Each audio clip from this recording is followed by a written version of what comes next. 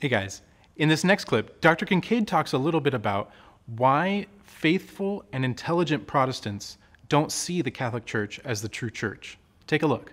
I would say first that I don't think it's a question of how smart somebody is.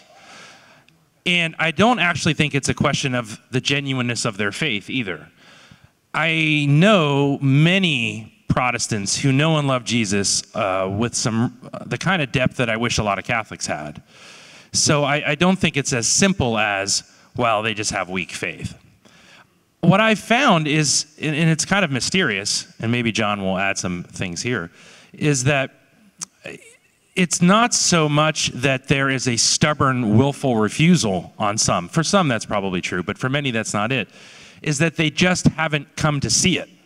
And there's something blocking their sight, right? And I don't necessarily think it's willful. It may be part of how they've been formed. It could be a presupposition they have. It could be a fear that they haven't come to terms with. I'm not sure there's one size fits all, but if you dig behind it, there's a few things that are there that they may not be fully reflective on, and so it's not a willful, belligerent willingness to stay outside the church. It's something that they haven't fully come to terms with, and I think the best form of reaching them is the dialogue in order to get at what those things are, and if you can expose it and show that that presupposition may not actually follow to the conclusion of staying outside the Catholic Church, then they have something of a crisis.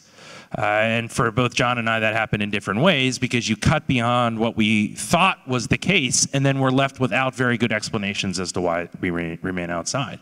With all of that being said, I think Jesus does a lot of miracles outside the bounds of the Catholic Church. How does that work? Well, the Holy Spirit works outside the Catholic Church. The Holy Spirit belongs to the Catholic Church, and it's her native spirit insofar as that the Holy Spirit is what makes the Catholic Church the Catholic Church. But when people know and love Jesus outside of it, they're Christians. They're just not fully, in the sense, full communion with the Catholic Church. So they are in real but imperfect communion with the Church, as Lumen Gentium says.